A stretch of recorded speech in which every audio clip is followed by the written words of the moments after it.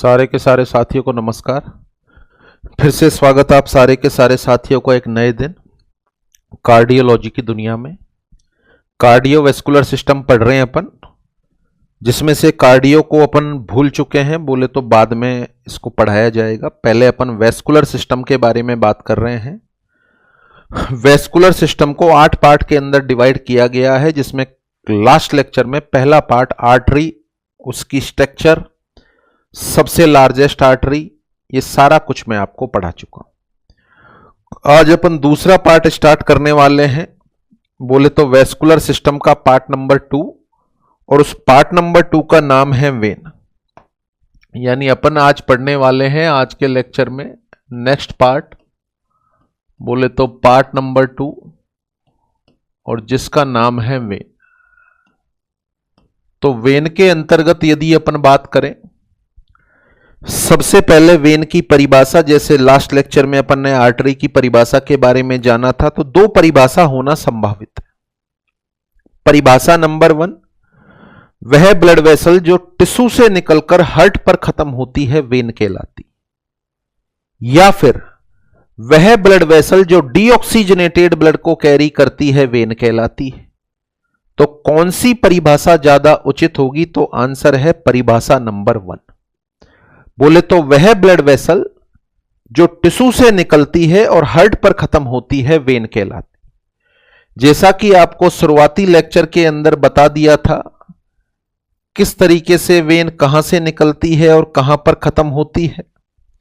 तो last lecture के अंदर या पहले लेक्चर के अंदर मैंने आपको वेन के बारे में बताया था कि यहां से निकलती है वेन।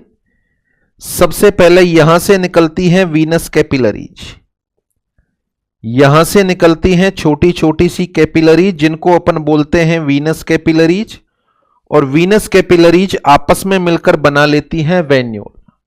यानी सबसे पहले निकलती हैं वीनस कैपिलरीज, और वीनस कैपिलरीज आपस में मिलकर बना लेती हैं वेन्यूल। बहुत सारी वेन्यूल आपस में मिलती हैं और आपस में मिलकर बना लेती हैं वेन। और बॉडी में जितनी भी वेन होती हैं वो आपस में मिल जाती हैं और आपस में मिलकर बना लेती हैं 2 मेन वीना कावा, जिनका नाम है इंफीरियर वीना कावा और सुपीरियर वीना कावा, और जो ओपन हो जाती हैं राइट एट्रियम। कहां पर ओपन हो जाती हैं? राइट एट्रियम में। तो सबसे पहले तो वीनस कैपिलरीज हो गई, वीनस कैपिलरी से वेन्यूल बनी, वेन्यूल से वेन बनी, और वेन से वीना कावा बनी। दीज आर द वीना कावा। 2 होती हैं, सुपीरियर वीना कावा और इंफीरियर वीना कावा। अपर पार्ट से जो डीऑक्सीजनेटेड ब्लड लेकर आती है वो सुपीरियर वीना कावा है, और लोअर पार्ट से जो ब्लड लेकर आती है वो इंफीरियर वीना कावा होती। इसके बाद यहां भी अपन ने पढ़ा था, लंग्स के अंदर भी अपन ने पढ़ा था, यहां भी पल्मोनरी आर्टरी से एनास्टमोसिस होता है पल्मोनरी वीनस कैपिलरी का। यहां से निकलती है पल्मोनरी वीनस कैपिलरी। ये पल्मोनरी वीनस कैपिलरी आपस में मिलकर बना लेती हैं पल्मोनरी वेन्यूल। पल्मोनरी वेन्यूल आपस में मिलकर बना लेती हैं पल्मोनरी वेन। 2 तो राइट वाले लंग से और 2 लेफ्ट वाले लंग से, और ये चारों की चारों पल्मोनरी वेन ओपन हो जाती हैं लेफ्ट एट्रियम में। कहां पर ओपन हो जाती हैं? ये लेफ्ट एट्रियम में ओपन हो जाती हैं। तो दोनों साइड देखें आप, यह ब्लड वेसल टिश्यू से शुरू हो रही है और हार्ट पर खत्म हो रही है, और यह ब्लड वेसल भी टिश्यू से शुरू हो रही है और हार्ट पर खत्म हो रही है। तो वह ब्लड वेसल जो टिश्यू से शुरू होकर हार्ट पर खत्म होती है वेन कहलाती है। तो सबसे पहले तो इसकी बेस्ट परिभाषा की बात करें आप, what is the definition of when? तो डेफिनेशन हो जाएगी, वह ब्लड वेसल जो टिश्यू से शुरू होकर हार्ट पर खत्म होती है क्या कहलाती है? वेन कहलाती। बॉडी में जितनी भी वेन होती हैं वो सारी की सारी वीना कावा बनाती हैं, चूंकि इनमें डीऑक्सीजनेटेड ब्लड बहता है। तो अपन बात कर सकते हैं बॉडी में पाई जाने वाली समस्त वेन के अंदर डीऑक्सीजनेटेड ब्लड बहता है। बॉडी में पाई जाने वाली समस्त वेन में डीऑक्सीजनेटेड ब्लड का फ्लो होता है, परंतु यहां अपन बात करें, ये जो पर्टिकुलर वेन है बोले तो कौन सी? Pulmonary vein. इस पल्मोनरी वेन में यहां पर जो ब्लड आता है वह ऑक्सीजनेटेड होता है। तो अपन बात कर सकते हैं बॉडी की सारी वेन में डीऑक्सीजनेटेड ब्लड होता है, छोड़कर कौन सी वेन को? आंसर है पल्मोनरी वेन को। आंसर है पल्मोनरी वेन को, क्योंकि पल्मोनरी वेन में कैसे ब्लड का फ्लो होता है? ऑक्सीजनेटेड ब्लड का फ्लो होता है। अगले वर्ड पर आए आप, ये ह्यूमन बॉडी है,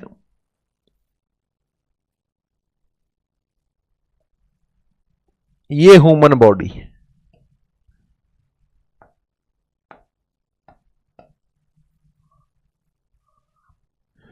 देखिए ह्यूमन बॉडी बना दी अपन ने, एक चीज की कमी रह गई, ये ह्यूमन बॉडी, ये नेक है, ये थोरैक्स और एब्डोमेन है, और ये लेग है। थोरैक्स और एब्डोमिनल कैविटी को बांटने वाले पार्ट का नाम है डायफ्राम, ये डायफ्राम हो गया। इसके अलावा अपन बात करें, यहां पर हर्ट है, थोरेसिक कैविटी के अंदर हर्ट है।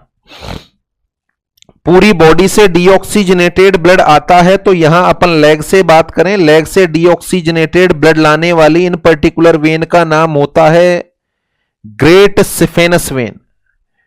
लेग से डीऑक्सीजनेटेड ब्लड लाने वाली वेन का नाम होता है ग्रेट सिफेनस वेन। ये ग्रेट सिफेनस वेन है। आगे चलकर ये जो पर्टिकुलर वेन होती हैं, ये बना लेती हैं इलियक वेन।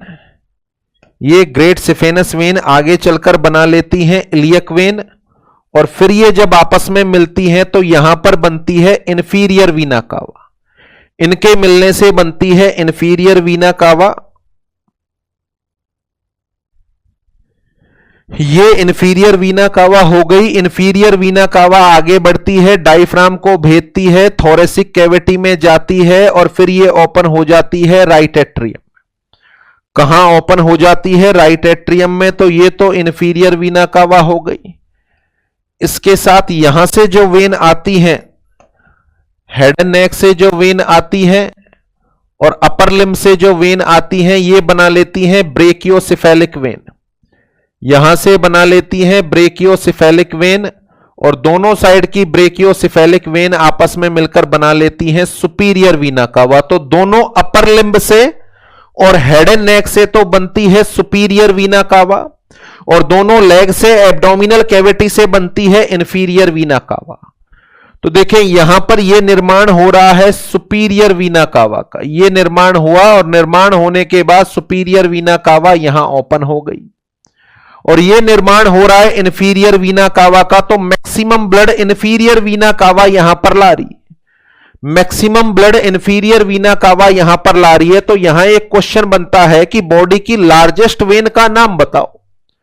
बॉडी की लार्जेस्ट वेन का नाम बताओ। तो यदि क्वेश्चन आए कि विच of the following is largest vein of human body, which of the following is largest vein of human body, तो आंसर है सुपीरियर वीना कावा और इंफीरियर वीना कावा है। दोनों में से ज्यादा परफेक्ट आंसर क्या होगा? तो आंसर है inferior vena cava. The largest vein of human body, the answer is inferior vena कावा। बट यहां पर एक छोटा सा ट्विस्ट है। क्वेश्चन यदि आर्टरी के बिहाफ पर आए तो लार्जेस्ट लॉन्गेस्ट दोनों के अंदर आर्टरी में आंसर अयोटा जाएगा। परंतु यदि यहां पर क्वेश्चन आ जाए कि विच of the following is longest vein of human body, which of the following is longest vein of human body, तो आंसर चेंज हो जाएगा। उसका कारण है, देखो इंफीरियर वीना कावा की लंबाई यहां से और यहां तक है, केवल यहां से यहां तक है। और इस वेन की लंबाई की बात करें पूरे पैर में, तो अपने लेग की लंबाई ज्यादा होती है, आपके मेरे लेग की लंबाई ज्यादा होती है। तो अपन बात कर सकते हैं ये जो वेन है ये लंबाई में सर्वाधिक है, और इन पैरों में पाई जाने वाली वेन का नाम है ग्रेट सिफेनस वेन। तो यदि क्वेश्चन आता है विच of the following is longest vein of human body, which of the following is longest vein of human body, तो आंसर जाएगा ग्रेट सिफेनस वेन। आंसर जाएगा ग्रेट सिफेनस वेन। तो ये दो इसके अंतर्गत बनने वाले अलग अलग क्वेश्चन हो गए। देखिए अपन वेन को डिस्कस कर रहे हैं। वेन के बारे में पहली लाइन पहला शब्द हो गया। परिभाषा, वह ब्लड वेसल जो टिश्यू से निकलकर हार्ट पर खत्म होती है वेन कहलाती है। सारी की सारी वेन में डीऑक्सीजनेटेड ब्लड का फ्लो होता है छोड़कर पल्मोनरी वेन को। तीसरा पॉइंट, बॉडी की लार्जेस्ट वेन का नाम बता दो। आंसर है inferior vena cava. Largest vein of human body, answer is inferior vena cava. The longest vein of human body, the answer is great saphenous vein. Longest vein आए तो answer आपको देना है ग्रेट सिफेनस वेन। आगे बढ़े आप। What are the structure of vein, जैसे अपन ने आर्टरी की स्ट्रक्चर का अध्ययन किया था, यहां भी अपन अध्ययन करें what is the normal structure of when.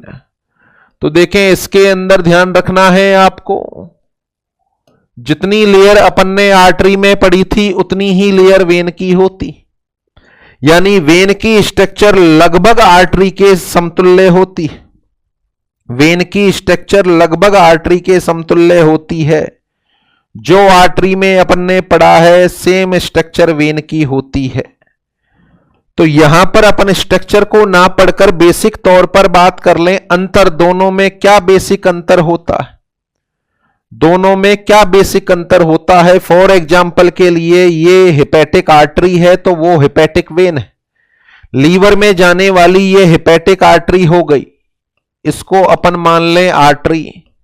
तो दोनों की स्ट्रक्चर लगभग सेम होती हैं। 3 लेयर होती हैं आर्टरी में, tunica intima, tunica media, tunica adventitia. 3 layer ही होती हैं वेन में, tunica intima, tunica media, tunica adventitia. तो क्या इनके अंदर बेसिक अंतर होता है। तो देखें, आर्टरी वेन में अपन बात करें तो पहला बेसिक अंतर कि ये जो वेन होती है उसके अंदर यूनी डायरेक्शनल वाल पाए जाते हैं। बॉडी में जितनी भी वेन होती हैं सारी की सारी वेन में यूनी डायरेक्शनल वाल पाए जाते हैं। क्या काम आते हैं वाल, अभी अपन चर्चा करने वाले। जबकि आर्टरी में किसी भी तरह का वाल नहीं होता। पहला अंतर, आर्टरी में कोई वाल नहीं होता जबकि वेन के अंदर वाल पाए जाते हैं। डिफरेंस नंबर 2 की अपन बात करें, देखें दोनों का डायामीटर देख लो। ये हेपेटिक आर्टरी है और ये हेपेटिक वेन है। ये हेपेटिक आर्टरी है, ये हेपेटिक वेन है। दोनों में से किसका डायामीटर आपको ज्यादा लग रहा है, तो आंसर है वेन का। तो वेन का डायामीटर अपने समतुल्य आर्टरी से ज्यादा होता है। Vein are much larger than artery. Vein का डायामीटर आर्टरी के डायामीटर से ज्यादा होता है। तीसरे अंतर के बारे में अपन बात करें, वेन के अंदर डीऑक्सीजनेटेड ब्लड का फ्लो होता है जबकि आर्टरी के अंदर ऑक्सीजनेटेड ब्लड का फ्लो होता है। वेन में कैसा ब्लड का फ्लो होता है, आंसर है डीऑक्सीजनेटेड। आर्टरी में कैसा फ्लो होता है, आंसर है ऑक्सीजनेटेड। क्योंकि यहां ऑक्सीजनेटेड ब्लड है और यहां डीऑक्सीजनेटेड है, तो देखो ऑक्सीजनेटेड ब्लड में कार्बन डाइऑक्साइड की मात्रा होती है 48% और डीऑक्सीजनेटेड ब्लड में कार्बन डाइऑक्साइड की मात्रा होती है 52%। कार्बन डाइऑक्साइड की मात्रा डीऑक्सीजनेटेड ब्लड में कितनी होती है, 52%। अब क्वेश्चन मैं पूछ रहा हूं, आर्टरी या वेन में से किसका ब्लड ज्यादा एसिडिक होता है। आर्टीरियल ब्लड मोर एसिडिक होता है या वीनस ब्लड मोर एसिडिक होता है। तो देखो इसमें CO2 ज्यादा, CO2 ज्यादा है तो सीधा सा मतलब है CO2 जहां ज्यादा होती है वह वाटर के साथ रिएक्शन कर कर एक अनस्टेबल कंपाउंड बनाती है H2CO3, जो बड़ी जल्दी डिसोसिएट हो जाता है और यह बना लेता है H+ और HCO3-। चूंकि कार्बन डाइऑक्साइड किसमें ज्यादा है, वीनस ब्लड में ज्यादा है, तो यहां पर H2CO3 ज्यादा बनेगा। बोले तो H+ आयन ज्यादा लिबरेट होंगे और H+ आयन ज्यादा लिबरेट होंगे तो सीधा सा मतलब है ज्यादा एसिडिक होगा। तो आर्टरी के अंदर बहने वाला ब्लड, वेन के अंदर बहने वाला ब्लड आर्टरी के अंदर बहने वाले ब्लड से ज्यादा एसिडिक होता है। वेन के अंदर बहने वाला ब्लड आर्टरी के अंदर बहने वाले ब्लड से ज्यादा एसिडिक होता है। ज्यादा एसिडिक होने का कारण मैंने दे दिया, because it have more amount of carbon dioxide which react with water and form an unstable compound which is known as carbonic acid that is dissociate in between H+ ion and SCO3- ion। और H ion की concentration बढ़ना इस blood को क्या बना देगा, more acidic के अंदर कन्वर्ट कर देगा। तो यहां अपन ने बात करी the structure of vein are just similar to the artery, the structure of vein are just similar to the artery but there are some difference. इनके अंदर कुछ पर्टिकुलर डिफरेंस होते हैं। डिफरेंस की अपन बात करें, आर्टरी में ऑक्सीजनेटेड ब्लड का फ्लो होता है जबकि वेन में डीऑक्सीजनेटेड ब्लड का फ्लो होता है। आर्टरी में किसी भी तरह के वाल नहीं पाए जाते हैं जबकि वेन के अंदर यूनिडायरेक्शनल वाल होते हैं। क्या काम है डिस्कस करेंगे। वेन के अंदर यूनिडायरेक्शनल वाल होते हैं। उसके अलावा वेन का डायामीटर अपने समतुल्य आर्टरी की तुलना में ज्यादा होता है और वेन में पाया जाने वाला डीऑक्सीजनेटेड ब्लड आर्टरी में पाए जाने वाले ऑक्सीजनेटेड ब्लड की तुलना में ज्यादा एसिडिक होता है। और ज्यादा एसिडिक होने का क्या कारण देते हैं अपन, इसके अंदर कार्बन डाइऑक्साइड की मात्रा ज्यादा होती। Is that clear. तो that is the basic difference in the structure of artery and vein. बाकी 3 लेयर इसकी होती हैं और 3 लेयर इसकी होती हैं। Is that clear. तो ये वेन की स्ट्रक्चर के बारे में अपन ने जानकारी ले ली। अब अपन आगे डिस्कस करते हैं कि पूरी की पूरी बॉडी के अंदर वेन होती है। तो देखें बॉडी में ब्लड का फ्लो किस तरीके से होता, ब्लड का फ्लो किस तरीके से होता। ये आपकी मेरी ह्यूमन बॉडी है।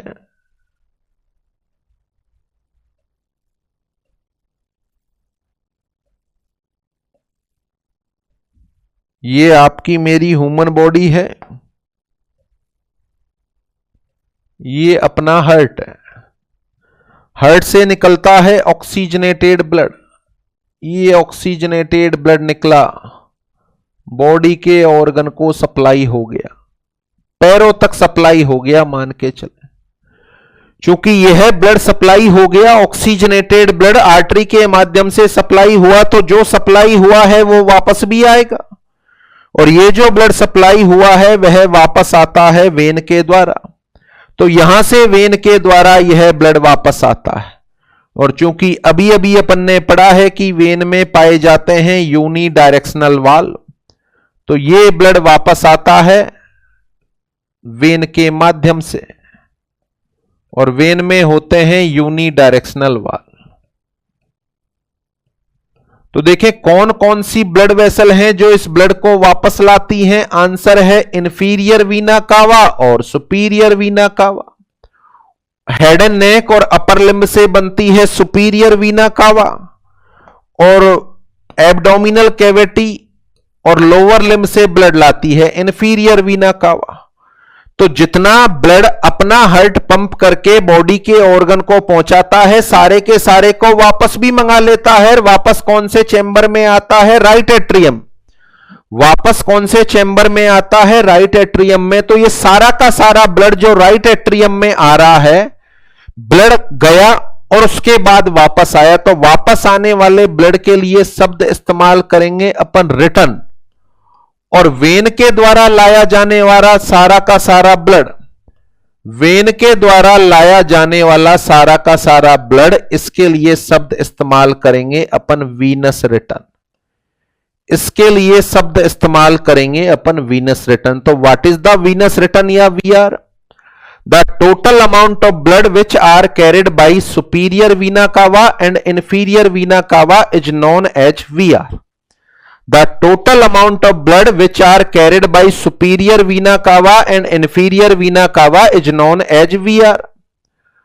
अब मेरा यहां पर आपसे क्वेश्चन है, देखो बड़ा सिंपल सा। हार्ट में 2 मूवमेंट होते हैं, सिस्टोल और डायस्टोल, सिस्टोल और डायस्टोल।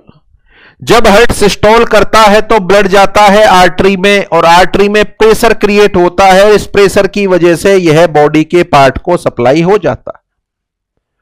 अब चूंकि यहां तक ब्लड आ गया, अब यह ब्लड वापस कैसे जाएगा? यह ब्लड वेन में वापस कैसे जाएगा? देखो ग्रेविटेशनल फोर्स पैरों में लग रहा है नीचे और ब्लड का फ्लो हो रहा है ऊपर। ग्रेविटेशनल फोर्स पैरों में लग रहा है नीचे और ब्लड का फ्लो हो रहा है ऊपर। तो इस ब्लड को वापस ले जाने के लिए जो प्रेशर है वो कहां से आता है, कैसे अपना ब्लड वापस चला जाएगा। सोचो मैं स्टैंडिंग पोजीशन में खड़ा हूं, मेरे हार्ट ने पंप किया, पंप करने के बाद ब्लड का फ्लो हुआ, मेरे पैरों तक पहुंच गया, पर सोचो पैरों से वापस ब्लड कैसे आ रहा होगा, वेन के द्वारा आ रहा होगा। तो वेन में कोई पंप थोड़ी काम कर रहा है, यहां आर्टरी से ब्लड गया क्योंकि हार्ट ने पंप किया तो आर्टरी में ब्लड चला गया, बट वेन से कैसे ब्लड वापस आ रहा है, यह पर्टिकुलर क्वेश्चन है। तो what is the right answer of that question, यानी कि जो ब्लड वापस आ रहा है उसको अपन क्या नाम दे रहे हैं, वीनस रिटर्न। तो मेरा यहां पर क्वेश्चन है कि वीनस रिटर्न के लिए कौन कौन से फोर्स काम कर रहे हैं, वीनस रिटर्न के लिए कौन कौन से फोर्स काम कर रहे हैं। बहुत सारे साथियों के दिमाग में एक ही आंसर कि सर वाल हैं, चलो मान लिया वाल्व हैं, तो देखो वाल तो यही तो फायदा पहुंचाएंगे। जो आपके दिमाग में आ रहा है आंसर कि सर वाल हैं वेन में, उनसे आ रहा है, वाल से कैसे आ रहा है, मान के चलो यूनी डायरेक्शनल वाल है, यहां पर ब्लड आया और ये ब्लड आने के बाद जब ऊपर यहां तक पहुंचता है तो ये वाला वाल बंद हो जाता है, तो इसको पीछे नहीं गिरने देता, यह वाल इसको पीछे नहीं गिरने देता, बट आगे कैसे बढ़ता है, वाल धक्का थोड़ी लगाते हैं, वाल धक्का थोड़ी लगाते हैं। तो यहां पर मेरा क्वेश्चन है what is the venous return, the total amount of blood which are carried by superior vena cava and inferior vena cava is known as venous return.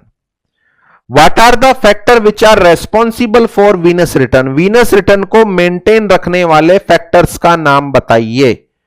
अब एक आंसर जो आप सारे साथियों के दिमाग में आ रहा है कि सर वीनस रिटर्न को मेंटेन रखने वाले फैक्टर हैं वाल, ठीक है एक मान लिया, बट मैं कह रहा हूं वाल से धक्का थोड़ी लग रहा है, तो यह सारा का सारा ब्लड किस तरीके से वापस आता है ये अपन को जानना है। तो देखें वीनस रिटर्न के लिए यदि मैं आंसर दूं किस तरीके से ब्लड वापस आता है, वीनस रिटर्न को मेंटेन रखने वाले फैक्टर्स का नाम यहां से सीखेंगे अपन, वीनस रिटर्न किस तरीके से मेंटेन होता है। तो देखें जैसा कि आप जानते हैं कि वेन में पाए जाते हैं यूनी डायरेक्शनल वाल, ये केवल इतनी मदद करते हैं कि जो ब्लड ऊपर गया उसको वापस नहीं आने देंगे, बट इसको आगे भेजने के लिए क्या है, तो बॉडी में जितनी भी वेन पाई जाती, बॉडी में जितनी भी वेन पाई जाती हैं उनके चारों तरफ होते हैं मस्कुलर चैम्बर्स, इनके चारों तरफ होते हैं मस्कुलर चैम्बर्स। ये जो मस्कुलर चैम्बर्स होते हैं इनमें होता है कॉन्ट्रैक्शन, जब इनमें कॉन्ट्रैक्शन होता है तो मसल की स्क्वीजिंग होती है, जब इनमें कॉन्ट्रैक्शन होता है, मसल में कॉन्ट्रैक्शन होता है तो वेन की स्क्वीजिंग होती है, और वेन की स्क्वीजिंग होने का मतलब है पंप काम कर रहा है, वेन इस तरीके से हो रही है तो यहां जो ब्लड है वो पंप हुआ, ऊपर पहुंचा, वाल बंद हो गए, फिर यहां की मसल ने स्क्वीजिंग की, फिर ये ब्लड को धक्का लगा, स्क्वीजिंग हुई वेन की, ब्लड ऊपर पहुंचा, फिर ये वाल बंद हो गया। तो अल्टीमेटली यहां पर एक पंप काम करता है अपने पैरों में, हाथों में, जहां जहां भी वेन है उनके चारों तरफ मस्कुलर चैम्बर पाए जाते हैं जो वेन के अंदर प्रेशर क्रिएट करते हैं, जिसकी वजह से ब्लड में धक्का लगता है और ब्लड ऊपर आता है, और ब्लड ऊपर आने का परिणाम यह होता है कि जो वाल है वो बंद हो जाता है, तो ऊपर पहुंचे हुए ब्लड को बैक में आने से रोकने का काम करता है। इसी वजह से वेन में पाए जाने वाले वाल को अपन यूनी डायरेक्शनल वाल कहते हैं, वेन में पाए जाने वाले वाल को अपन क्या नाम देते हैं, आंसर है यूनी डायरेक्शनल वाल, आंसर है यूनी डायरेक्शनल वाल। यूनी डायरेक्शनल वाल का मतलब ही यह है कि एक साइड ही ब्लड जाएगा और एक साइड जाने के बाद वापसी में ब्लड का फ्लो नहीं होगा। Is that clear? तो इस तरीके से तो बॉडी की सारी वेन में मस्कुलर पंप काम करता है। एक और पंप होता है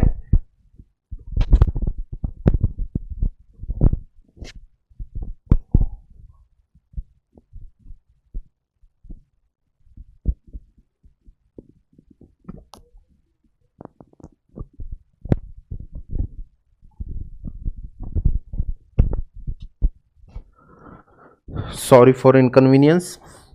एक और पंप होता है जो काम करता है और उसकी वजह से भी ब्लड वापस आता है। कौन सा पंप होता है और कैसे काम करता है? तो देखो, इस डायग्राम से अपन ने क्या सीखा कि अपनी बॉडी में पाई जाने वाली समस्त वेन के चारों तरफ पाए जाते हैं मस्कुलर चैम्बर, और मस्कुलर चैम्बर जब कॉन्ट्रैक्शन की अवस्था में आते हैं तो ब्लड वेसल या वेन पर प्रेशर लगता है, जिसकी वजह से ब्लड वापस ऊपर की साइड बढ़ता है। इस पर्टिकुलर पंप को नाम देते हैं अपन मस्कुलर पंप। क्या इस मस्कुलर पंप में यूनिडायरेक्शनल वाल्व भी मदद करते हैं? यस, मदद करते हैं, क्योंकि ब्लड जो ऊपर चला गया कहीं वो वापस नहीं आ जाए, इस वजह से यूनिडायरेक्शनल वाल्व काम आते हैं। और उसके अलावा ये जो पैरों का डायग्राम यहां बनाया है, यहां पर स्ट्रॉन्गेस्ट मसल होती हैं जिनका नाम है काफ मसल। यहां पर स्ट्रॉन्ग मसल होती हैं, इन पर्टिकुलर मसल को नाम देते हैं अपन काफ मसल। देखें, ये जो पर्टिकुलर काफ मसल होती हैं, इनमें स्ट्रॉन्ग कॉन्ट्रैक्शन की वजह से पैरों से ब्लड वापस जाता है। गौर करो, अपने शरीर में एक हार्ट तो यहां है, जो जिस पोजीशन में मैं खड़ा हूं वह पंप कर रहा है, और मेरा ऑक्सीजनेटेड ब्लड पैरों को मिल रहा है। पर सोचो, एक हार्ट मेरे पैर में भी है जो पंप कर रहा है और ग्रेविटेशन के विरुद्ध में ब्लड आ रहा है। सोचो, यहां तो ग्रेविटेशन की साइड में जा रहा है पैरों तक, और पैरों से ग्रेविटेशन के विरुद्ध ब्लड ऊपर आ रहा है। इसका मतलब नीचे जो मसल है, what is the heart? Heart is a hollow muscular organ. यह भी तो एक मसल है जो पंपिंग का काम करता है। ऐसे ही पैरों में एक मसल है, स्ट्रॉन्ग मसल, जो पैरों की वेन के ब्लड को वापस पहुंचाने का काम करती है। इसलिए एक और क्वेश्चन बनता है कि ह्यूमन बॉडी में सेकंड हार्ट नाम किसको दिया गया? Which of the following part of the human body is also known as second heart of human body? Human body का सेकंड हार्ट किसको कहा जाता है? आंसर है काफ मसल को। जिस तरीके से ऊपर एक हार्ट काम करके और नीचे तक ब्लड पहुंचाने का काम करता है, इसी तरीके से नीचे एक हार्ट काम करता है जो ब्लड को वापस पहुंचाने के लिए रेस्पॉन्सिबल होता है। आगे बढ़े, ये तो बात हो गई हाथों से पैरों से ब्लड मस्कुलर पंप के द्वारा वापस आ रहा है। एक और पंप है जो बॉडी में काम करता है। कौन सा पंप है जो बॉडी में काम करता है, उसकी जानकारी भी लें। देखें, यहां पर अपना हार्ट है, ये मान के चलो डायफ्राम है, ये डायफ्राम है, ये लंग्स हो गए, ये इंफीरियर वीना कावा है जो ब्लड को यहां पर पुट डाउन कर रही है। ये इंफीरियर वीना कावा है जो ब्लड को यहां पर पुट डाउन कर रही है। देखो, जब आप सांस लेते हैं, सांस लेने के दौरान डायफ्राम नीचे की तरफ डिसेंट होता है। सांस लेने के दौरान डायफ्राम नीचे की तरफ डिसेंट होता है। अच्छा, what is the diaphragm? It is a muscle. इसके ऊपर वाली कैविटी को थोरेसिक कैविटी बोलते हैं और नीचे वाली कैविटी को एब्डोमिनल कैविटी बोलते हैं। तो जब मैं सांस अंदर लेता हूं, तो डायफ्राम नीचे की तरफ डिसेंट होता है। सोचो, नीचे की तरफ डिसेंट होगा तो ये कौन सी कैविटी हो गई? Abdominal cavity. इसका मतलब जब डायफ्राम नीचे की साइड में आएगा, आप खुद सांस लेके देख लो, एक सांस लेके देखो, आपको पता चल रहा है एब्डोमेन में दबाव बढ़ रहा है। क्यों दबाव बढ़ रहा है? डायफ्राम नीचे जा रहा है, और डायफ्राम नीचे जाएगा तो एब्डोमिनल कैविटी का प्रेशर बढ़ेगा। थोरेसिक कैविटी पे क्या असर पड़ेगा? थोरेसिक कैविटी का प्रेशर कम होगा। थोरेसिक कैविटी का प्रेशर कम होगा सॉरी, कब कम होगा? जब आप सांस अंदर लेते हैं। अब इसको डायग्राम को यहां बनाऊं मैं, ये डायफ्राम है, ये इंफीरियर वीना कावा हो गई। आपने सांस लिया, सांस लेने के दौरान डायफ्राम नीचे आया। सांस लेना, इसका मतलब है इंस्पिरेशन कर रहे हो आप, इंस्पिरेशन करने में जब डायफ्राम नीचे आएगा तो ये जो वीना कावा एब्डोमिनल कैविटी में है, चूंकि एब्डोमिनल कैविटी का प्रेशर बढ़ेगा और थोरेसिक कैविटी के प्रेशर पर क्या फर्क पड़ेगा, कम होगा। थोरेसिक कैविटी का प्रेशर कम होगा, इसका मतलब यह है कि इंस्पिरेशन के दौरान शायद ये वाली अवस्था डेवलप होगी। ये तो डायफ्राम हो गया जो नीचे चला गया, और इंस्पिरेशन के दौरान ये वाली अवस्था डेवलप होगी। वह वीना कावा जो थोरेसिक कैविटी में, एब्डोमिनल कैविटी में है, उस पर प्रेशर लगा, इसका मतलब है स्क्वीज हुई, और स्क्वीज होने के बाद इसमें जो ब्लड भरा हुआ था ऊपर गया। इसका मतलब हर बार जब आप सांस लेते हो तो यही अवस्था डेवलप होती है, यही अवस्था डेवलप होती है। देखो फिर से जानो, सांस लेने के दौरान डायफ्राम नीचे आता है। What is the diaphragm? It is a muscle. इसके नीचे है एब्डोमिनल कैविटी, इसके ऊपर है थोरेसिक कैविटी। तो जब आप इंस्पिरेशन कर रहे हो तो इंस्पिरेशन के दौरान डायफ्राम जब नीचे आ रहा है तो इसमें जो वीना कावा है, इंफीरियर वीना कावा, इस पर प्रेशर बढ़ रहा है, और इस पर प्रेशर बढ़ रहा है तो ये स्क्वीज होगी। ऊपर वाली पे प्रेशर कम हो रहा है तो ये फैलेगी। इसका मतलब है हर इंस्पिरेशन के दौरान ये घटना दोहराई जाती है तो ब्लड ऊपर की साइड जाता है। इसका मतलब रेस्पिरेशन जब आप करते हो तो भी आपका ब्लड ऊपर की साइड में जाता है। रेस्पिरेशन जब आप करते हो तो भी आपका ब्लड ऊपर की साइड में जाता है। इसका मतलब यहां भी पंप काम कर रहा है, और इस पर्टिकुलर पंप को अपन नाम देंगे रेस्पिरेटरी पंप। इस पर्टिकुलर पंप को अपन किस नाम से जानेंगे? आंसर है रेस्पिरेटरी पंप। तो देखें, एक तो वेन के चारों तरफ पाई जाने वाली मसल की द्वारा जो प्रेशर क्रिएट होता है उसका नाम तो है मस्कुलर पंप। हर सांस के दौरान आपका ब्लड इंफीरियर वीना कावा से ऊपर चढ़ता है, इसको नाम देते हैं अपन रेस्पिरेटरी पंप। देखो इसको प्रैक्टिकल समझो। ये मानो डायफ्राम, इसके नीचे कौन सी कैविटी है? एब्डोमिनल, इसके ऊपर थोरेसिक, यहां वीना कावा, ये वीना कावा है। वीना कावा आधी तो है एब्डोमिनल कैविटी में और आधी है थोरेसिक कैविटी में। अब मैं सांस अंदर लूंगा तो मेरा डायफ्राम नीचे जाएगा, नीचे जाएगा तो पेट का प्रेशर बढ़ेगा। सोचो, पेट में जो वीना कावा है उसमें दबाव बढ़ेगा, वो स्क्वीज होगी, और थोरेसिक कैविटी का प्रेशर कम होगा। इसका मतलब यहां जो वीना कावा है वो फैलेगी। तो हर सांस के दौरान नीचे वाली वीना कावा तो स्क्वीज हो रही है और ऊपर वाली फैल रही है। तो बताओ, हर सांस के दौरान अपना ब्लड वीना कावा से ऊपर आ रहा है, और रेस्पिरेशन की वजह से ब्लड की पंपिंग होना वापस से हार्ट में, रेस्पिरेशन की वजह से वापस से हार्ट में ब्लड की पंपिंग होना। इस पंप को क्या नाम देंगे? अपन रेस्पिरेटरी पंप। क्या नाम देंगे अपन? Respiratory pump. इसमें समझने वाला एक पॉइंट यह भी है, समझने वाला पॉइंट यह है कि इंफीरियर वीना कावा पे तो ये पंप काम कर रहा है, इंफीरियर वीना कावा पे तो ये पंप काम कर रहा है। बट आप सोचो, superior vena cava, superior vena कावा कहां से बन रही है? सुपीरियर वीना कावा एक तो यहां से, फिर हेड एंड नेक से, अपर लिम्ब और हेड एंड नेक से ये सुपीरियर वीना कावा का निर्माण हो गया। और सुपीरियर वीना कावा कहां पर ओपन हो गई जी? हार्ट में ओपन हो गई। तो ये तो थोरेसिक कैविटी में ही हुई, तो इस पर तो रेस्पिरेशन का कोई असर नहीं पड़ रहा। तो यहां अपन बात कर सकते हैं कि रेस्पिरेटरी पंप केवल और केवल किस पर काम करेगा? आंसर है इंफीरियर वीना कावा पर।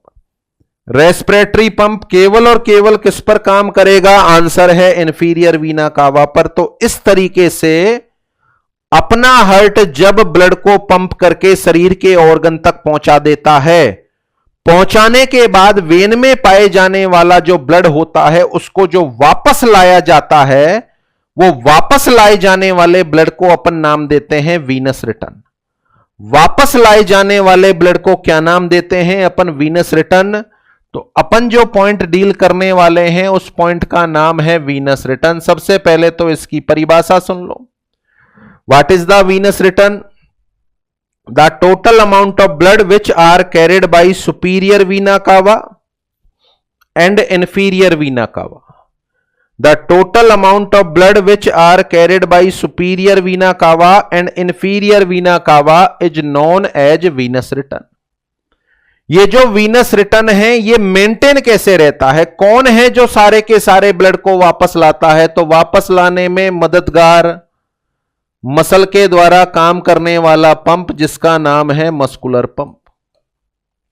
नंबर 2 मददगार वेन में पाए जाने वाले वाल्व जिनका नाम है यूनी डायरेक्शनल वाल्व। वेन में पाए जाने वाले वाल्व जिनका नाम है यूनी डायरेक्शनल वाल्व। और इंफीरियर वीना कावा पर लगने वाला प्रेशर जो रेस्पिरेशन के दौरान लगता है उस पंप को अपन नाम देते हैं रेस्पिरेटरी पंप। उस पर्टिकुलर पंप को अपन नाम देते हैं रेस्पिरेटरी पंप। तो these are the factor which are responsible to maintain the venous return. These are the factors which are responsible to maintain the venous return. तो वीनस रिटर्न को maintain रखने वाले फैक्टर में मस्कुलर पंप, रेस्पिरेटरी पंप। अब देखो ये वाला जो वर्ड है आपके दिमाग में पहला आंसर यही आया कि सर वाल होते हैं इसलिए वापस आता है। वाल से थोड़ी लग रहा है धक्का, वाल से धक्का थोड़ी लग रहा है, धक्का तो मसल से लग रहा है। मसल जब मूवमेंट करती हैं तो ब्लड वेसल स्क्वीज होती हैं जिससे ब्लड ऊपर जाता है। क्या वाल भी मदद कर रहे हैं? हाँ, वाल भी कर रहे हैं। अब आपको यह भी समझ में आ रहा होगा कि वेन में वाल क्यों होते हैं, आर्टरी में वाल क्यों नहीं होते? क्योंकि आर्टरी में तो सीधा सीधा फ्लो होना है, वेन से ब्लड वापस आना है। और वेन से ब्लड को वापस लाने के लिए वेन के अंतर्गत वाल का होना बेहद जरूरी है, इसलिए वेन में वाल पाए जाते हैं। Is that clear? तो ये वीनस रिटर्न के बारे में बेसिक से पॉइंट हो गए। इसको प्रैक्टिकली भी मैं बताऊं, देखो नॉर्मल तौर पर अभी वीनस रिटर्न के बारे में चर्चा कर ली अपन ने। सुपीरियर वीना कावा और इंफीरियर वीना कावा से जितना ब्लड यहां पर वापस आता है उसको नाम देते हैं वीनस रिटर्न। क्या नाम देते हैं अपन? Venous return. अच्छा, वीनस रिटर्न को मेंटेन रखने वाले फैक्टर्स कौन कौन से हैं? मस्कुलर पंप और रेस्पिरेटरी पंप। मस्कुलर पंप और रेस्पिरेटरी पंप। उसके अलावा यह ब्लड आता है, आने के बाद यहां से वापस जाता हो, आगे फ्लो होता है अयोटा के द्वारा। देखें हार्ट के प्रत्येक चैम्बर से 1 मिनट में निकलने वाले ब्लड को नाम देते हैं अपन कार्डियक आउटपुट। हार्ट के प्रत्येक चैम्बर से 1 मिनट में निकलने वाले ब्लड को अपन नाम देते हैं कार्डियक आउटपुट। 1 मिनट में निकलने वाले ब्लड को एक चैम्बर से, हार्ट के हर एक वेंट्रिकल में 1 मिनट में निकलने वाले ब्लड को अपन नाम देते हैं कार्डियक आउटपुट, जो होता है लगभग 5 लीटर। यानी एक चैम्बर से कितना ब्लड आगे निकल जाता है? आंसर है 5 लीटर। इसका मतलब आता कितना होगा? 5 लीटर ही आता होगा। अच्छा, आने वाले ब्लड को क्या बोल रहे हैं अपन? वीआर। तो वीआर भी कितना हुआ? 5 लीटर। वीनस रिटर्न भी कितना हुआ? आंसर है 5 लीटर हुआ। तो 5 लीटर आ रहा है, 5 लीटर निकल रहा है। अब यहां मेरा आपसे क्वेश्चन है, जब आप एक्सरसाइज करते हो, ड्यूरिंग द एक्सरसाइज आपके कार्डियक आउटपुट पर क्या फर्क पड़ता है? बढ़ जाएगा, कम हो जाएगा या समान रहेगा? तो सारे साथियों का आंसर है कि सर बढ़ जाएगा, 8 लीटर हो जाएगा। 5 की जगह 6, 7, 8 लीटर हो जाएगा, बढ़ेगा। हार्ट ज्यादा ब्लड को बाहर निकालेगा। अब यहां पर मैं आपसे कहूंगा कार्डियक आउटपुट बढ़ रहा है, इसका मतलब ज्यादा ब्लड बाहर निकल रहा है, तो ज्यादा आ रहा होगा। ज्यादा आ रहा होगा, इसका मतलब वीनस रिटर्न भी कितनी हो गई? 8 लीटर। वीनस रिटर्न भी कितनी हो गई? 8 लीटर। अब मेरा क्वेश्चन है, क्यों बढ़ गई वीनस रिटर्न? क्या कर रहे हो आप? एक्सरसाइज। सोचो, एक्सरसाइज कर रहे हो, पैरों की मसल, हाथों की मसल काम कर रही है, मसल ज्यादा काम कर रही है, क्या बढ़ा? मस्कुलर पंप बढ़ा। जब आप एक्सरसाइज कर रहे हो तो रेस्पिरेशन रेट पर क्या फर्क पड़ रहा है? बताओ, बढ़ रही है। और रेस्पिरेशन रेट बढ़ेगी तो क्या बढ़ जाएगा? रेस्पिरेटरी पंप बढ़ेगा। मस्कुलर पंप भी बढ़ेगा, रेस्पिरेटरी पंप भी बढ़ेगा। दोनों बढ़ेंगे तो क्या बढ़ेगा? वीआर। और कॉमन सी बात है, वीआर बढ़ेगा तो क्या बढ़ जाएगा, कार्डियक आउटपुट। इसका मीनिंग ये हुआ कि एक्सरसाइज के दौरान कार्डियक आउटपुट राइज होगा क्योंकि वीनस रिटर्न बढ़ जाता है। वीनस रिटर्न बढ़ने का कारण हो गया मस्कुलर पंप और साथ में हो गया respiratory pump. Is that clear? अगले पॉइंट पर अपन बात करें, ड्यूरिंग द स्लिप। अब देखें इसका आंसर खुद आप साथी मुझे देंगे। स्लिप के दौरान कार्डियक आउटपुट पर क्या फर्क पड़ेगा? बताओ क्या चल रहा है आपके दिमाग में, क्या चल रहा है आपके दिमाग में? कार्डियक आउटपुट स्लिप के दौरान क्या फर्क पड़ेगा? तो कॉमन सा आंसर है कि सर कम हो जाएगा। सोने के बाद क्या जरूरत है? तो सोने के बाद जब कार्डियक आउटपुट कम हो जाता है, फॉर एग्जांपल मैं नॉर्मल अवस्था में 5 लीटर बता रहा हूं, यदि ये 4 लीटर हो जाता है तो इसका मतलब हार्ट से 4 लीटर निकल रहा है प्रत्येक चैम्बर से, इसका मतलब 4 लीटर ही आ रहा होगा। तो जब कार्डियक आउटपुट 4 लीटर हुआ तो इसका मतलब वीआरबी 4 लीटर हो गया। वीआरबी कितना हो गया? 4 लीटर। अब फिर से वही वाली बात कि क्यों हो गया 4 लीटर? बताओ, सोने के बाद आपकी बॉडी की मसल की स्क्वीजिंग पावर कम हो गई, इसका मतलब मस्कुलर पंप पर क्या फर्क पड़ा? कम हो गया। साथ में आपकी रेस्पिरेशन रेट, बताओ सोने के बाद रेस्पिरेशन रेट पर क्या फर्क पड़ता है? कम हो जाती है, इसका मतलब रेस्पिरेटरी पंप भी क्या हो गया? कम। ये दोनों कम हुए तो सीधा सा मीनिंग है वीनस रिटर्न क्या हो गई? कम। और वीनस रिटर्न कम होगी तो कार्डियक आउटपुट भी क्या हो जाएगा? कम। Is that clear? तो इस एग्जाम्पल से शायद टोटली आपको समझ में आ गया। इस तरीके से कार्डियक आउटपुट और वीनस रिटर्न का संबंध मैंने आपको थोड़ा सा समझा दिया। इसका मतलब कार्डियक आउटपुट वीनस रिटर्न के समानुपाती होगा। कार्डियक वीनस रिटर्न बढ़ेगी तो कार्डियक आउटपुट भी बढ़ेगा और वीनस रिटर्न कम होगी तो कार्डियक आउटपुट भी कम होगा। देखो बिल्कुल व्यवहारिक सा एग्जाम्पल है। मैं दौड़ लगाता हूं तो मेरा कार्डियक आउटपुट बढ़ेगा। क्यों बढ़ेगा? ज्यादा आ रहा होगा ब्लड, तभी तो ज्यादा निकलेगा। अच्छा, ज्यादा कैसे आ रहा है? ज्यादा कैसे आ रहा है कि मस्कुलर पंप बढ़ गया और रेस्पिरेटरी पंप भी बढ़ गया, तो दोनों पंप बढ़ेंगे, दोनों से वीआर बढ़ेगा, वीआर से कार्डियक आउटपुट बढ़ेगा। सोने के बाद मेरे हार्ट से निकलने वाले ब्लड वॉल्यूम पर क्या फर्क पड़ा? कम हो गया। क्यों कम हो गया भैया? क्योंकि सोने के बाद वीआर कम हो गई। क्यों हो गई वीआर कम? मस्कुलर पंप और रेस्पिरेटरी पंप दोनों कम हो गए। Is that clear? तो ये वीनस रिटर्न का मतलब हो गया। अगला एक और क्वेश्चन पूछना चाहूंगा मैं कि सुपीरियर वीना कावा और इंफीरियर वीना कावा दोनों के दोनों ब्लड डालती हैं किसमें? राइट एट्रियम में। सुपीरियर वीना कावा और इंफीरियर वीना कावा दोनों के दोनों कहां पर ब्लड को पुट डाउन करती हैं? राइट एट्रियम में। मेरा क्वेश्चन है आपसे, दोनों में से कौन सी ब्लड वेसल का प्रेशर ज्यादा होता है? देखिए नॉर्मली इनका प्रेशर 3 से 10 mm ऑफ Hg होता है, तो सुपीरियर वीना कावा का प्रेशर ज्यादा होगा या इंफीरियर वीना कावा का? देखो गौर करो, दोनों हाथों से और हेड एंड नेक की वेन मिलकर सुपीरियर वीना कावा बना रही है, पैरों की और एब्डोमेन की सारी वेन आपस में मिलकर इंफीरियर वीना कावा बना रही है। तो which of the following blood vessel have more pressure? दोनों में से कौन सी ब्लड वेसल का प्रेशर, कौन सी ब्लड वेसल का प्रेशर ज्यादा होता है? तो इस पर्टिकुलर क्वेश्चन का आंसर है inferior vena cava. The inferior vena cava have more pressure than superior vena cava. Inferior vena कावा का प्रेशर सुपीरियर वीना कावा से ज्यादा होता है।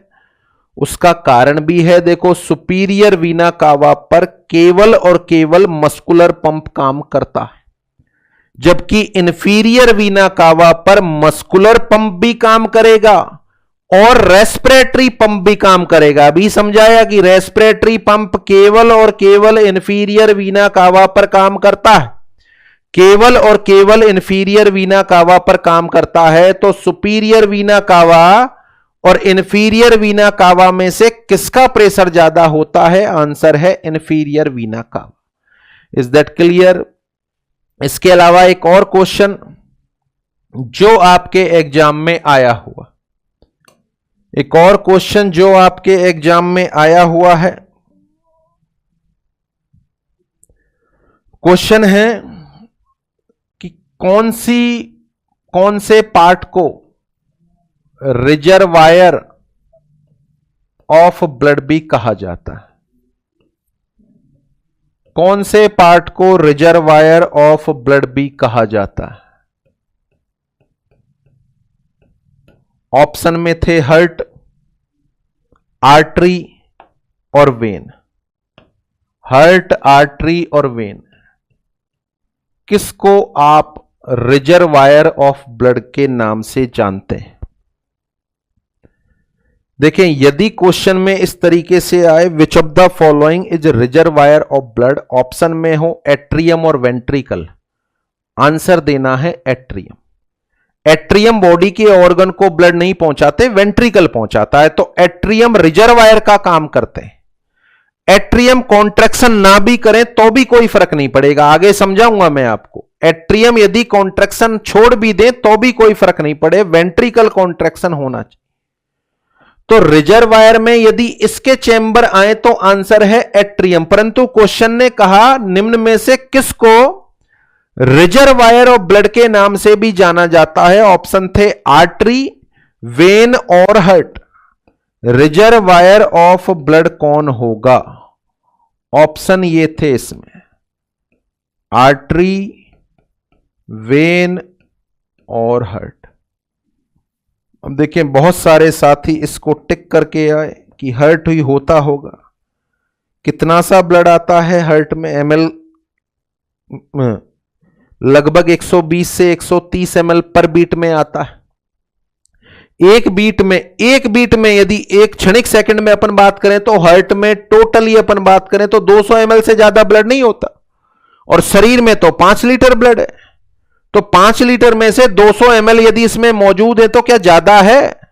नहीं। 4800 ml कहां है? आर्टरी और वेन में। 4800 ml कहां है? आर्टरी और वेन में। तो एक पर्टिकुलर सेकंड पे अपन बात करें, 200 ml तो ब्लड कहां है? हार्ट में है। 200 ml ब्लड हार्ट में। उसके अलावा आर्टरी में अपन लगभग बात करें तो 1000 से 2000 ml आर्टरी में होगा, और बाकी एट ए टाइम अपन बात करें तो लगभग 2000 से 3000 ml ये ब्लड होता है वेन में। 2000 से 3000 ml at a time. For example, आप मेरी बॉडी का एक फोटो लें और उस फोटो में आपको हार्ट, आर्टरी और वेन सारी दिख रही हैं, और फिर आप अमाउंट देखें किसमें भरा हुआ है तो 60 से 70% और उससे भी ज्यादा ब्लड वेन में भरा हुआ है, क्योंकि धीमा धीमा आता है। आर्टरी का प्रेशर तो होता है 120/80 mm ऑफ Hg, जबकि वेन का प्रेशर 3 से 10 होता है। इसका मतलब वेन से ब्लड धीमा धीमा आता है, क्योंकि मस्कुलर पंप, रेस्पिरेटरी पंप ही काम करता है, और आर्टरी में तो हार्ट काम करता है, तो ब्लड तेज गति से जाता है। तो यहां पर बात करें सर्वाधिक ब्लड एट ए टाइम किसमें भरा हुआ है? वेन में। सर्वाधिक ब्लड एट ए टाइम किसमें भरा हुआ है? वेन में। So that's why vein is also considered as reservoir of blood. अगर ऑप्शन में आए कि निम्न में से कौन से पार्ट को ब्लड का रिजर्वायर बोलते हैं हार्ट में, एट्रियम और वेंट्रिकल दोनों अलग अलग आए तो आंसर होगा एट्रियम। बट जो क्वेश्चन आया हुआ है उस पर चर्चा चल रही है कि ब्लड का रिजर्वायर कौन है। ऑप्शन में था हार्ट, वेन या आर्टरी। तो एट ए टाइम हार्ट में 200 ml, आर्टरी में 1000 से 2000 ml और वेन में 2000 से 3000 ml भरा हुआ है। तो सर्वाधिक ब्लड रखने वाली पार्ट कौन सा हो गया? वेन। तो तीनों में से कौन से पार्ट को रिजर्वायर बोलना चाहेंगे अपन? आंसर है वेन। तो vein are also known as reservoir of human blood. Is that clear? आगे बढ़े आप। देखिए, यहां रिजर्वायर बता रहा हूं इन ऑप्शन में। यदि ब्लड बैंक आता है, रिजर्व करने के लिए ब्लड बैंक होता है शरीर में, कि कौन सा पार्ट है जो ब्लड बैंक कहलाता है? The answer is spleen. Blood का रिजर्वायर कौन है? स्प्लीन। परंतु ये ऑप्शन आ जाए तो आंसर क्या जाएगा आपका? वेन। अभी अभी जो आपको मस्कुलर पंप समझाया उसका डायग्राम देख लें आप। देखें, ये वेन है, ब्लू कलर में जो दिख रही है ये वेन है। ये वेन में पाए जाने वाला वाल है, यूनी डायरेक्शनल वाल। ये वेन में पाए जाने वाला, ये इसके चारों तरफ मसल है। ये मसल रिलैक्स है। इस पहले डायग्राम में ये वाली मसल रिलैक्स है, अब इन मसल में कॉन्ट्रैक्शन हुआ। देखो कॉन्ट्रैक्शन होने के बाद वेन में स्क्वीजिंग हुई और स्क्वीजिंग होने से यहां जो ब्लड भरा हुआ था वो ऊपर चला गया, वाल खुल गया। और जैसे ही ये रिलैक्स होंगी वाल फिर से बंद हो जाएगा। यहां पर वाल बंद है, बंद होने का मतलब अब ऊपर से ब्लड नीचे नहीं आ सकता, यूनिडायरेक्शनल वाल है। पर जब इनमें कॉन्ट्रैक्शन होगा तो वेन की स्क्वीजिंग होगी और ब्लड ऊपर चला जाएगा, that is the muscular pump. यहां पर ये जो मसल का डायग्राम है, कौन सी मसल शो हो रही है? काफ मसल, जो अपने लेग में पाई जाती हैं, जिनको second heart of human body भी कहते हैं। तो ये मस्कुलर पंप हो गया। देख ले आप मस्कुलर पंप, इसीलिए बार बार कहते हैं, देखें ये मसल है, ये रिलैक्स मैनर में है मसल। ये जब मसल कॉन्ट्रैक्ट करती है तो वेन स्क्वीज हो जाती है, स्क्वीज होने के बाद वाल खुल जाता है और ब्लड वापस चला जाता है। इसीलिए कहते हैं कि भैया घूमते फिरते रहो, एक्सरसाइज करते रहो, ताकि आपका सर्कुलेशन बना रहे। सर्कुलेशन क्यों बना रहेगा? जितनी ज्यादा आप एक्सरसाइज करोगे उतनी ही मसल काम करेंगी, उतना ही ब्लड का फ्लो बढ़ेगा, आगे से भी बढ़ेगा, बोले तो कार्डियक आउटपुट भी बढ़ेगा और वीआर भी बढ़ेगा। और जितना अच्छा सर्कुलेशन होगा थ्रोम्बस बनने की संभावना उतनी ही कम हो। देखें ये लेग की जो मसल में दिखाया हुआ है, ये पर्टिकुलर वाल होते हैं, ये वाल होते हैं। कभी कभार ये वाले वाल खराब हो जाते हैं, कभी कभार ये वाले वाल खराब हो जाते हैं, तो ये काम नहीं करते। तो देखो यहां पर ब्लड है, जब यहां की मसल ने धक्का लगाया तो यह ब्लड ऊपर गया। अब चूंकि यहां ब्लड ऊपर पहुंच गया, यहां ये वाल काम नहीं कर रहा, तो नीचे से ब्लड फिर ऊपर आएगा और ऊपर वाला ब्लड चूंकि वाल काम नहीं कर रहा तो नीचे ही गिरेगा। इसका मतलब इस पर्टिकुलर जगह पर अपन बात कर सकते हैं प्रेशर लगेगा ज्यादा, और प्रेशर ज्यादा लगने की वजह से वेन की वॉल या वेन में एबनॉर्मल डायलेशन डेवलप हो जाएगा। इस पर्टिकुलर वेन के एबनॉर्मल डायलेशन को अपन नाम देंगे वेरिकोज वेन। क्या नाम देंगे अपन? आंसर है वेरिकोज वेन। तो what is the varicose vein? It is the abnormal dilation of the when. तो आगे में जब आपको वेरिकोज वेन पढ़ाऊंगा तो उसका पहला कारण होगा डिसफंक्शन ऑफ द वाल इनसाइड द वेन। वेन के अंदर पाए जाने वाले वाल का डिसफंक्शन होना वेरिकोज वेन कॉज करता है। दो मेन वेरिकोज वेन पढ़ेंगे अपन।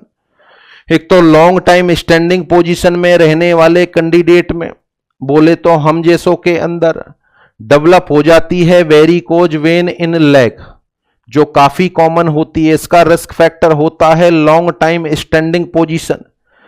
एक और कंडीशन होती है जिसके अंदर लॉन्ग टाइम सिटिंग वाले कैंडिडेट के अंदर जो एनाल वेन है वो डायलेट हो जाती हैं, जिसको अपन नाम देते हैं हेमरॉइड्स। क्या नाम देते हैं? हेमरॉइड्स। तो हेमरॉइड्स का एक रिस्क फैक्टर होगा लॉन्ग टाइम सिटिंग पोजीशन, और लेग में जो वेरिकोसिटी है उसका रिस्क फैक्टर होगा लॉन्ग टाइम स्टैंडिंग पोजीशन। तो वेन के वाल यदि खराब हो जाएं तो होने वाली पैथोलॉजिकल कंडीशन कौन सी होगी? आंसर है वेरिकोज वेन। तो ये मस्कुलर पंप हो गया। ये देखिए रेस्पिरेटरी पंप आपको बता दिया। बेसिकली यहां डायफ्राम होता है, सांस आप अंदर लेते हो, इंस्पिरेशन के दौरान डायफ्राम नीचे जाता है। तो एक तो राइट एट्रियम के ऊपर से प्रेशर कम होगा, थोरेसिक केज का प्रेशर कम होगा और एब्डोमिनल कैविटी का प्रेशर बढ़ेगा। तो एब्डोमिनल कैविटी में जो वीना कावा है उसका दबाव बढ़ेगा, तो वो स्क्वीज होगी और ब्लड ऊपर जाएगा, जिसको अपन नाम देंगे respiratory pump. Is that clear? तो ये वेन में बनने वाले सारे के सारे पॉइंट क्लियर हो गए। शायद दूसरा सर्कुलेशन आपको टोटली समझ में आ गया। यहां से अपन ने स्टार्ट किया था, देख लो आप। वेन की परिभाषा, सबसे लॉन्गेस्ट वेन, सबसे लार्जेस्ट वेन कौन सी होती है। फिर अपन ने डील किया स्ट्रक्चर ऑफ वेन, तो यहां अपन ने डिस्कस कर लिया लगभग बराबर हैं, जो अंतर हैं वो अपन ने डील कर लिए। इसके बाद अपन ने यहां डिस्कस किया था वीनस रिटर्न। वीना कावा के द्वारा आने वाला total amount of blood venous return कहलाता है। वीनस रिटर्न को मेंटेन रखने वाले फैक्टर कौन कौन से हैं वो अपन ने डिस्कस कर लिए। मस्कुलर पंप मैंने आपको समझा दिया और रेस्पिरेटरी पंप भी समझा दिया। तो ये तीन फैक्टर हैं जो वीआर को मेंटेन रखते हैं। इसके बाद मैंने एग्जाम्पल बता दिया था, जब आपका कार्डियक आउटपुट बढ़ता है तो क्यों बढ़ता है, क्योंकि वीआर बढ़ता है, और वीआर बढ़ने का कारण भी समझा दिया। इसके बाद मैंने आपको इंपॉर्टेंट क्वेश्चन जो एग्जाम में आया था वो बता दिया कि निम्न में से किसको रिजर्वायर के नाम से जाना जाता है। The answer is when. सर्वाधिक मात्रा में वेन के अंदर एट ए टाइम ब्लड मौजूद होता है। ये मस्कुलर पंप, ये respiratory, muscular pump then respiratory pump. अब डिस्कस करें अपन इसको पीपीटी के माध्यम से, तो इसको भी देख लें आप एक बार। जो जो चीजें पढ़ाई हैं नोट्स के लिहाज से उनको देख लें। अपन पढ़ रहे हैं पार्ट नंबर 2, बोले तो वेन। और वेन में कौन कौन सी चीजें पढ़ी हैं अपन ने, देखें आप। सबसे पहले definition of vein, the blood vessel which arise from tissue and end up with in the heart are known as vein. परिभाषा हो गई पहली line. The all vein of human body carry the deoxygenated blood except the pulmonary vein which contain the oxygenated blood। आपके exam में कई बार पूछा गया question. Inferior vena cava is the largest vein of human body but longest आए तो great saphenous vein, it is the longest vein of human body। Branches of vein कहां से शुरू होती है, vein venous capillary, then venule, then vein, then vena cava, superior vena cava and inferior vena कावा। इसके बाद अपन ने स्ट्रक्चर की बात की तो देखो क्या लिखा हुआ है, the structure of vein are just similar to the artery but. क्या अंतर है, वेन में यूनी डायरेक्शनल वाल होते हैं, पहला अंतर। वेन का डायामीटर आर्टरी की तुलना में ज्यादा होता है, दूसरा अंतर। The vein are also known as reservoir of human blood. Vein को रिजर्वायर भी कहा जाता है, आया हुआ क्वेश्चन है आपके एग्जाम में। Vein is also known as reservoir of human blood because the vein contain maximum amount of blood at a time.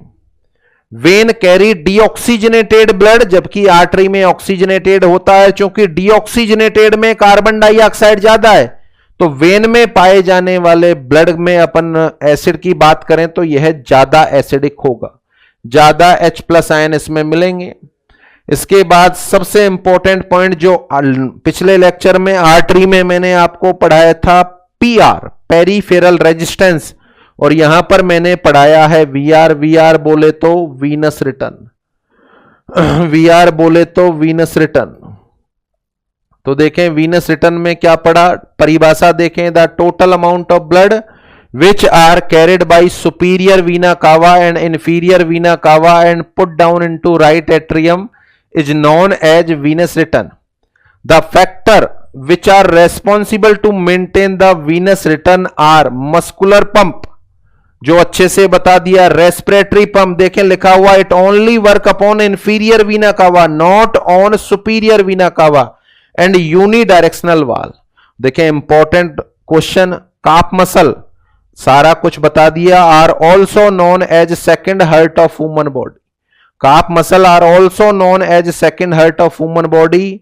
Inferior vena cava और सुपीरियर वीना कावा में से ज्यादा प्रेशर किसका होगा, तो आंसर है inferior vena cava have more pressure. Inferior vena cava have more pressure than superior vena cava. Inferior vena कावा का प्रेशर सुपीरियर वीना कावा से ज्यादा होता है। क्यों ज्यादा होता है बता दिया, दो पंप काम कर रहे हैं, दो पंप काम कर रहे हैं। कौन कौन से, मस्कुलर पंप और रेस्पिरेटरी पंप। तो that is the meaning of when. उसके अलावा बॉडी में दो तरह की वेन, और वेन का एबनॉर्मली डायलेशन हो जाना, वाल खराब है तो वेन एबनॉर्मली डायलेट हो जाएंगी। वेन का एबनॉर्मल डायलेशन क्या कहलाएगा, वेरिकोज वेन। इसका मेन कारण होता है वाल का खराब होना, इसका मेन कारण है वाल का खराब होना। और बॉडी में दो तरह की वेन होती हैं, सुपरफिशियल वेन और डीप वेन। बॉडी में दो तरह की वेन होती हैं, सुपरफिशियल वेन और डीप वेन। देखें नॉर्मली जो बॉडी में सुपरफिशियल वेन होती है, ये सुपरफिशियल वेन है, और ये बॉडी में डीप वेन है। तो सुपरफिशियल वेन अपने ब्लड को डीप वेन में ही डालती है, और फिर ये डीप वेन आपस में मिलकर वीना कावा बनाती हैं, तो ये जो सुपरफिशियल वेन है इनसे केवल और केवल 10% ब्लड वापस आता है। सुपरफिशियल वेन से केवल 10% ब्लड वापस आता है। डीप वेन से कितना ब्लड वापस आएगा? 90%। अगर सुपरफिशियल वेन को हटा भी दिया जाए तो ब्लड का वापस आना बंद हो जाएगा? नहीं आएगा, क्योंकि केवल 10% ब्लड ही तो आ रहा है। तो देखें यहां पर दो तरह की वेन होती हैं superficial when, they open into the deep vein. कहां खुलती हैं ये? डीप वेन में। और यह केवल कितना परसेंट ब्लड लाती हैं? 10% ब्लड लाती हैं। और डीप वेन जो 90% बॉडी का ब्लड वापस लाती है। Is that clear? तो ये दो पार्ट आपके कंप्लीट हुए।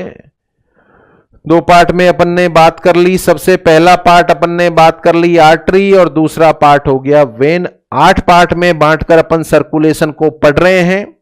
बाकी के पार्ट अपन नेक्स्ट लेक्चर के अंदर डील करेंगे। तो आज के अभी के लिए इतना ही। आप साथियों का बहुत बहुत धन्यवाद। Thanks to all.